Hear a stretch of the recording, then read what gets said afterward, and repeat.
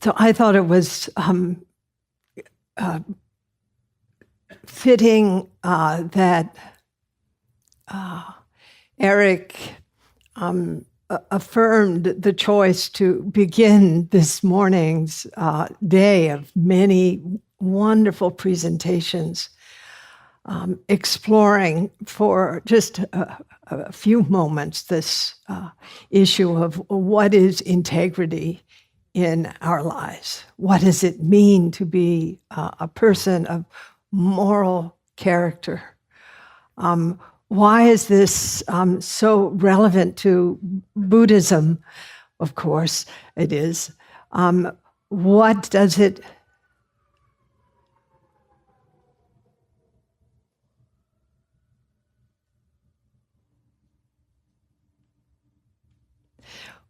it mean in our lives today? In a world where the kind of violence that unfolded yesterday happens,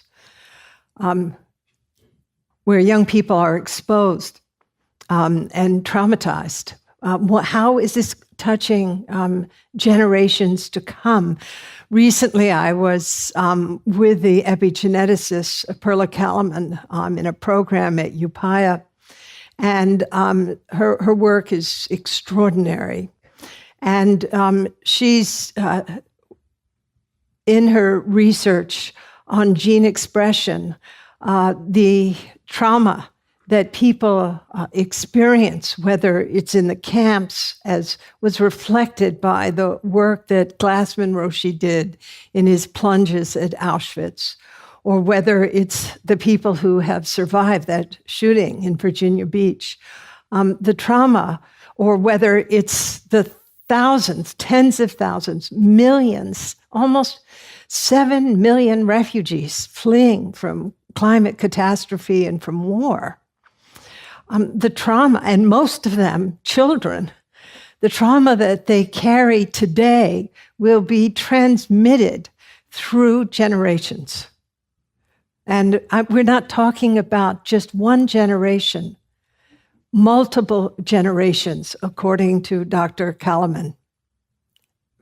So our responsibility to understand integrity is, I feel, really important, not just in terms of the realization of a life that you and I can live in a principled way, in a really loving and caring way, but also what is being transmitted into the future, not just in terms of history, but historical trauma. And how can we actually create the conditions where we dial down violence in our lives, in our minds, in the heart, and also in the social platforms that influence so much of the thinking of today and so much of the behavior.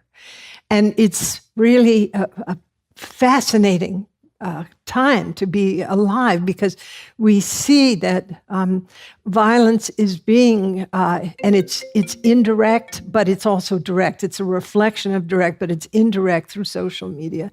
That violence is being transmitted, at a global level. Even I work in the Himalayas with our Upaya's Nomads Clinic, going to these very remote, high-altitude villages in these communities that have no access to health care. But the satellites are beaming down into those communities, and everybody has a digital device. And I mean, the rapidity of the change in our social and psychological environments as a result of the access to this content that all of us are exposed to, that is being driven by corporate interests and political interests around power and patriarchy and colonialism and racism, is really extraordinary. We live in an extraordinary time.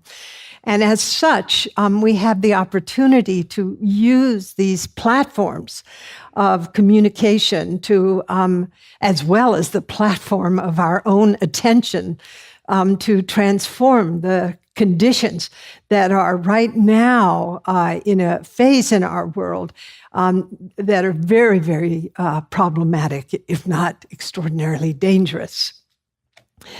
So I finished this book, Standing at the Edge, Finding Freedom Where Fear and Courage Meet. And it was actually, I wanted to write a book about compassion. And they've already done that. Mathieu has done it and Jimpa's done it. So, we don't need another book on compassion. And I'm like, okay. Thanks a lot. So I thought that was, kind of wonderful, even though I was kind of disappointed, when you're kind of primed. I mean, writing a book, I don't know who's here's written a book, but it's not the most fun thing in the world. You're sitting there, with a great eye hunch, pecking away at your computer. And this thing is sort of inhabiting your, midbrain for years. And then finally it comes out and you find the spelling errors in the published edition. And you think, oy, but never mind. So, and I'm not even Jewish, but I'm aligned. So, and Sylvia, you've ruined my morning, so to speak. My old friend Sylvia Borstein sat down next to me, and I was immediately influenced by her good heart. Anyway, they said, we want you to write a book about edge states. We've heard that you talk about this. Well, it's a term I invented. And actually, it came out of, we all value altruism, for example. I mean, if your mother and father, no matter how difficult they were, how fraught they were, if they weren't fundamentally altruistic somewhere, you wouldn't be here, if you know what I'm saying. So, it's just a dollop of altruism can go a long way, and here you are. So altruism is important. It's an essential human virtue. And I've been, I'm on Facebook, and I always feel touched. I see, the turtle on his back and the other turtle coming and kind of pushing the turtle over. And, I see the elephants helping the baby elephant. I have to lift up my spirits with something, including meditation, but nonetheless. So anyway, I've been in this end-of-life care field and working in various ways, like 6 years as a volunteer in death row and maximum security at I almost said the University of New Mexico, but actually it was the penitentiary of New Mexico. I think I've been traveling too much. I have to dial down my carbon footprint. So in any case, and then, working in the Himalayas. And then I have to tell you, starting a Buddhist center was the worst mistake I ever made, in the sense that I know Sylvia understands this as well, because you're just sitting in this kind of vat of suffering. Because people come to meditation, hopefully not just to date, but also to become familiar with their own minds and the content of their minds, and to transform their suffering. And, it's interesting. People come to you and say, wow, the people here. And I say, yeah, they recognize the truth of suffering. That's why they're here. That's why you're here. You recognize the truth of suffering. You could be doing something else in Los Angeles. So in any case, back to edge states, they asked me to do this book. And I realized that sitting in the interview room, now thousands of people, and working in the healthcare field as I have since 1970, it just was really clear to me. People, for the most part, and it's miraculous, really want to do their best for others. I mean, and it's like Paul Hawkins' book, Blessed Unrest. It's so inspiring to know that there are all these small movements all over the world. And it's not just the West. And I'm talking about it in Thailand and in Indonesia. I mean, I was just at a small environmental conference of scientists and faith leaders, actually day before yesterday. This incredible Muslim man who is protecting tigers in Indonesia. I mean, his whole life is dedicated to creating the policies, but also the context where tigers can be protected. So, you realize there's all over the world, there's these movements and these individuals who are deeply dedicated to the well-being of all species. And yet, even in that conference, this small meeting that I was at, which had a huge footprint. I mean, people came from all over the world, but it was 40 of us exploring deeply this issue. At least half, if not more, were people who were burned out, just exhausted, just done, cooked, fried, crisp. And so the thing that I have learned in working in human rights organizations and with environmentalists and in the healthcare field and corrections and so forth is that the most cherished virtues that we can actualize or that are actualized in our lives can also manifest as deep challenges and have extraordinary shadows. And as a result of that, I developed this notion of edge states. And an edge state is a human virtue, like altruism, or a behavior like empathy, or respect, or integrity, or engagement. These are aspects of our nature, of our character, that are really essential for us in order for us to be in the world in a way where we don't feel morally compromised. By the same token, altruism can flip into pathological altruism when we ourselves are harmed psychologically, socially, spiritually, economically, or physically by our endeavors to be of service to others. And yet that boundary is very undifferentiated as well, the boundary between healthy altruism and pathological altruism.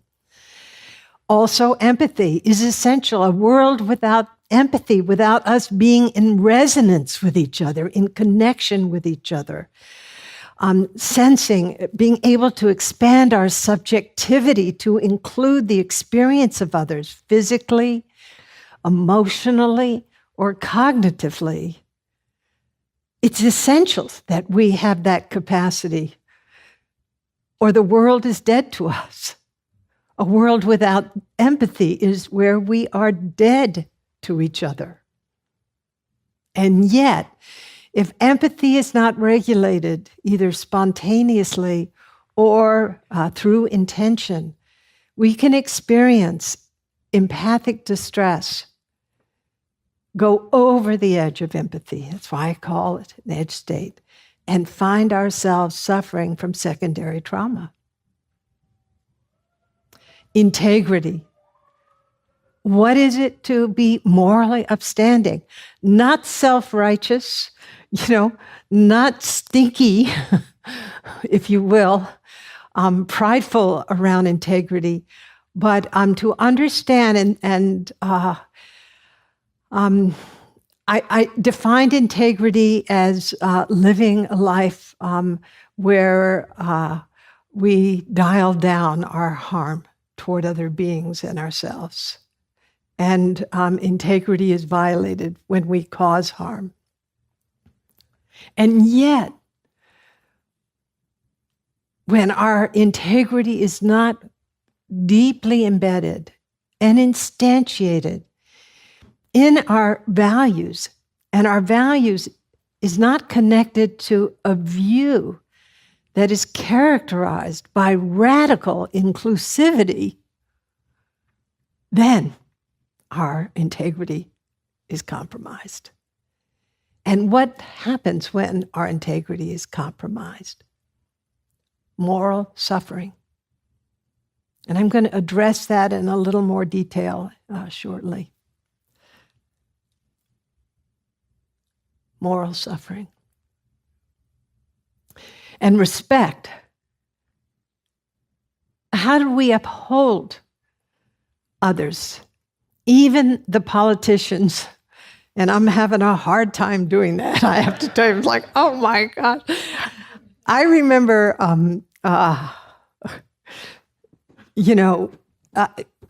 Buddhists aren't supposed to be political. Well, if you're not political, let me just tell you, you got a problem. So I remember during the former, Republican administration, I wasn't real fond of our world leader at that point, but I was particularly not fond of his second in command. And in fact, I have to tell you, a couple of months ago, when Vice came out, I've never been to the movies alone in my life, but I actually got in my car on a snowy morning, late morning, and went to Violet Crown in Santa Fe, where I live, and went in and sat in the back of the theater and watched Vice, and I just sat there like, oh my God. And Christian Bale, is that who was the guy? Okay, he killed it. He in more ways than one. So I during the Bush administration, used our vice president as the person I practiced with internally. I sent him so much metta. It didn't help, but anyway, it helped me. I learned a lot. I practiced Tonglen with him. I could not, objectifying him, imagine what it would be like to be in that state of mind. And I just took it in and tried to allow it to dissipate into the vastness of my boundless heart and sent him, healing. Well, I have many excellent subjects to practice that with today, including Erdogan, Kim Jong-un, and the current, anyway. So respect is essential because I make jokes. I'm kind of a serious, slightly heavy person. My heaviness partially comes out of the grief I feel for the world today, and the feeling of a kind of imperative. And you could see it in Bernie's eyes. Bernie's eyes are so you could see so. That photograph, Peter's photograph last night, those of you who were here, so kind of tender, vulnerable, strong, and also determined. I feel so lucky to have had 20 years of coming alongside, writing alongside Bernie. Yeah, Roshi Bernie. And we laugh. We have to laugh, and Bernie had this wonderful kind of sense of irony and everything. But I think it forgot who was it who said, Bernie didn't disparage others. He saw the irony and the kind of tragic humor of things, and he often was just an incredible. He fooled around like crazy in the best sense of fooling around. He was very fun. He was a clown, but he was also deeply aware. There's a term in Japanese, mono no ware, which means the slender sadness. He was aware of this kind of tragic aspect of existence. And Thich Nhat Hanh, in his poem, I put my face in my two hands. You also felt that same spirit in Thai. Also the Dalai Lama, also Mother Teresa, also Jane Goodall, also Malala, also Emma Gonzalez.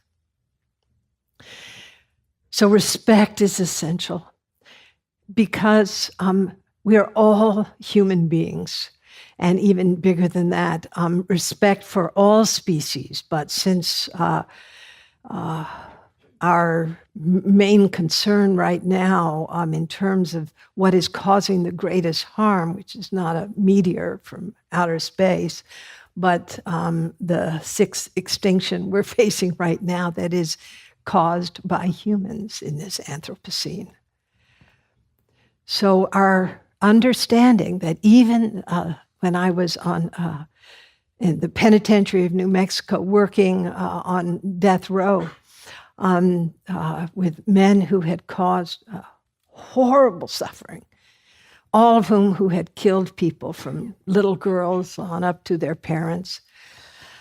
And but also realizing this is a human being here in front of me. Recognizing the basicness of our humanity, no matter how deluded we are, but to actualize that vision that this is a human being, this is a life.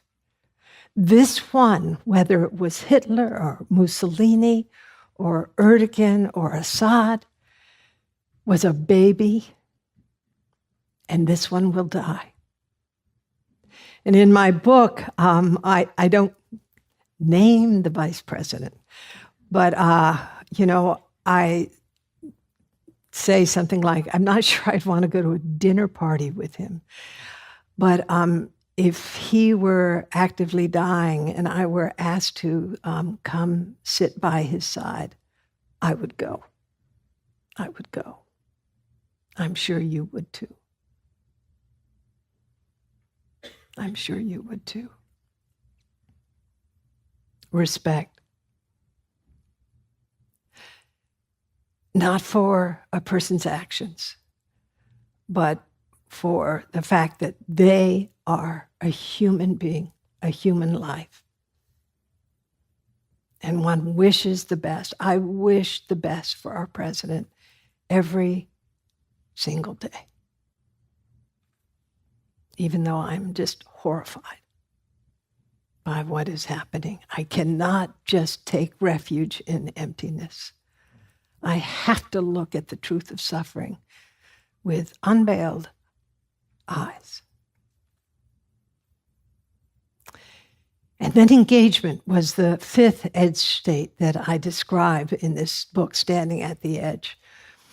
And it is important that we feel wholehearted, deeply committed to whatever we do, whether it's, it's like I'm a little concerned, well, never mind, that we care, that the work that we do, whether it's the daily activities of our life, like waking up in a hotel in Los Angeles and making up the bed, or picking the towel up off the floor, or putting the sign outside the door so that, the person who's undoubtedly come from another country and might be here illegally doesn't have to make up another room or wash more towels and sheets. There's these small acts that are part of our life. Yes, the big projects are important, dealing with issues related to policy, but it is in the granular detail of our everyday lives that our values shine. That is where our lived experience makes a true difference in these granularities. But when we work in toxic institutions and we don't have the resilience to sustain and transform that toxicity, or when we have ambition driving us, it's like I taught recently at Google and at Apple, and it was like, oh, do these people ever sleep or eat? Wow. And young people and wonderful people. In fact, I really enjoyed my time at Google a lot. But there's some kind of driven ambition in these settings that is being transmitted through the social platforms, the ecologies that are transmitted through the media that is infecting children everywhere. And burnout is the shadow side of engagement. I think Celia Borstein, who's my friend and over there, or one of the women Buddhist teachers, is maybe it was another one, but anyway, I remember she, I vow not to burn out. That's really wonderful. And what I discovered in exploring these edge states is that the one lever, if you will, for transforming these toxic states that we can fall into even as we try to do our best is the miracle of compassion. And I'm not speaking about empathy. I'm speaking specifically to compassion.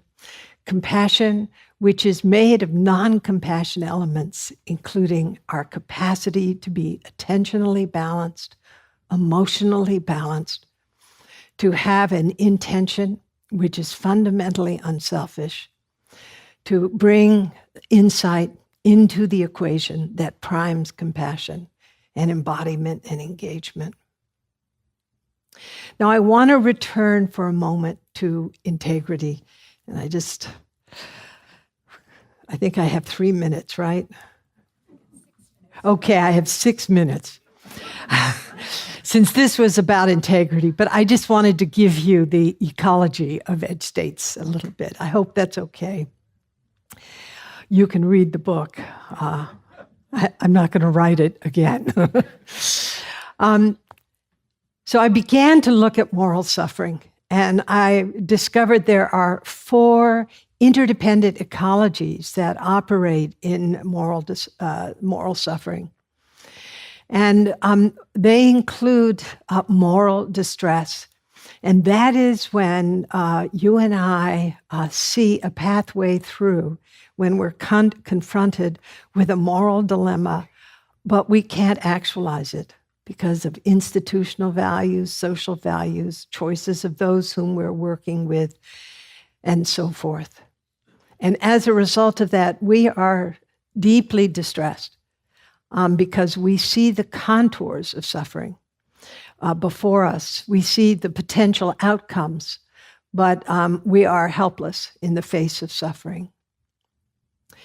The second ecology that I identified in this category of when integrity is violated is moral injury. And moral injury is rampant in the military. In fact, it is probably one of the leading causes of suicide among those who have served in our military establishment. It is also present in corrections. It is present in education. It is present in medicine. And that is when we witness or engage in actions that violate our moral principles, perhaps under orders, perhaps because of the ethos of the institutions that we're serving in, like the ethos of our country. For example, I believe that all of us in the West are suffering shame and self-blame, leading to national moral injury around issues related to violence toward others, whether it's racism or war, or whether it's environmental degradation that we're contributing to. I believe that if we were to live 100 years, not a chance for me, but who knows how biotechnology is going to be in the future, extending lives, that we will look back at this time with shame, We will think, what have I done? Just as Ashoka asked that question of himself when he destroyed Kalinga, when he wrought war havoc in the kingdom of Kalinga. What have we done? What have I done? The sense of self-blame and shame. The third geography of moral suffering, which I identified as moral outrage. I love the sort of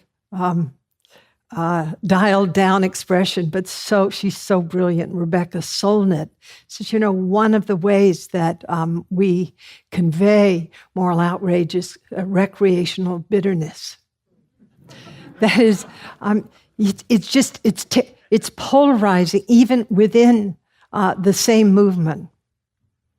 It just becomes stylish to be morally outraged.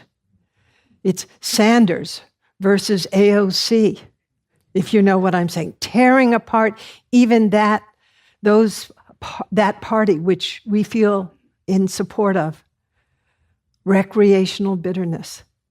Or sitting at home and just dissing this thing and that thing as we watch these issues present themselves through our social media or in our interactions around in our family systems. Moral outrage, which is a combination of anger and disgust, where threats to our survival, our values, are in our face, and we respond through shaming and blaming. And the final geography, and I'm sure there are more, but anyway, that I identified is moral apathy. And I hadn't thought about it until I went to see the James Baldwin, film about James Baldwin, I'm Not Your Negro. And there, Baldwin used the term moral apathy. The bubble of privilege that we all live in who are in this space, no matter who we are and what kind of mess up we're in. The unconscious biases that operate in our lives. The addictions that have consumed our attention and make it impossible for us to discern deeply the truth of suffering, including our addiction to work. Moral apathy. Again, time is up, I know. Again, the key to, I believe, transforming the experience of moral suffering in our time is to actively cultivate those qualities associated with compassion.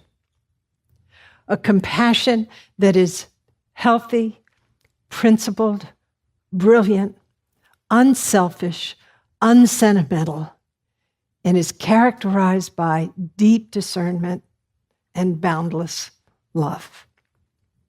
I think that is what integrity is about. So thank you.